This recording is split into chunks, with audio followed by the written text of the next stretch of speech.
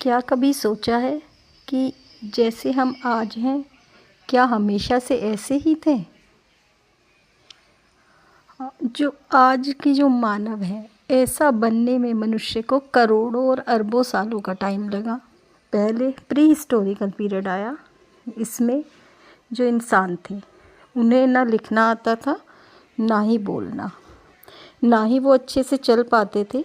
कहा तो ये भी जाता है कि मानव का विकास बंदरों से हुआ है।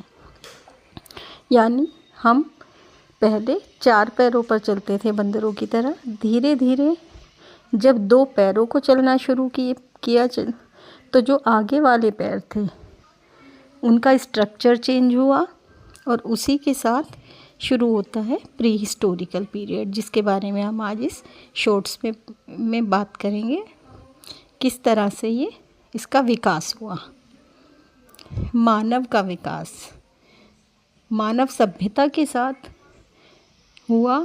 जैसे जैसे सभी चीज़ें विकसित हुई और विकास का ये दौर, अगर आपको अभी का एग्ज़ाम्पल दूं तो जैसे एक छोटा बच्चा हर चीज़ को सीखता है करके, इसी तरह से अर्ली मैन ने भी हर चीज़ को करके सीखा अपनी अलग अलग एक्टिविटीज़ के थ्रू, और उससे रिलेटेड इन्फॉर्मेशन मिलती है हमें उनकी बनाई पेंटिंग्स में, पुरानी चीज़ों में, उनके बचे हुए बर्तनों में, और जो बहुत सारी चीज़ें हैं जो हमारे पास आज की डेट में अवेलेबल हैं as a evidence of pre historical art work. आज हम बात करेंगे प्री हिस्टोरिकल पीरियड के बारे में। उसका सिर्फ इंट्रोडक्शन बताऊंगी मैं आज।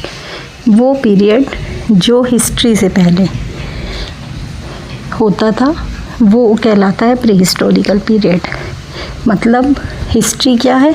हिस्ट्री वो है जिसके बारे में हमारे पास बुक्स हैं अवेलेबल, लिखा हुआ है, वो हिस्टोरिकल पीरियड। और उससे पहले वो पीरियड जिसके लिए हमारे पास कुछ लिखा हुआ नहीं है। लेकिन आप सोचेंगे कि लिखा हुआ नहीं है तो हमें कैसे पता चलता है?